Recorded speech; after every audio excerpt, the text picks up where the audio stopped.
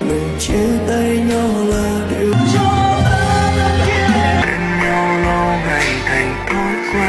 Tập tành mà như thất tình này tập làm sao được hả Phạm Pháp ơi?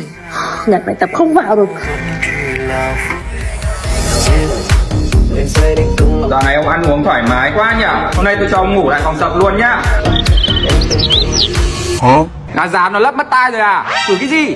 Khổ, đeo con Sony Link Buzzfeed này, nói thật là em không thể nghe được anh nói cái gì nữa đâu. Chống nguồn công nghệ mới. Tập thì tháo cái tai nghe ra, mồ hôi vào hỏng hết. Yên tâm, chống nước đạt chuẩn, nhỏ nhẹ thông minh, nhét túi siêu tiện. Xịn thế nhờ. Anh mua một con về mà dùng, chứ nhạc của anh... Tiền đâu thì không ai nói. Anh ra xe Phone S đây, giá tốt, đảm bảo chính hãng, trả góp 30, được bảo hành 12 tháng luôn đấy. Mà học sinh sinh viên còn được giảm giá đến 10% nữa.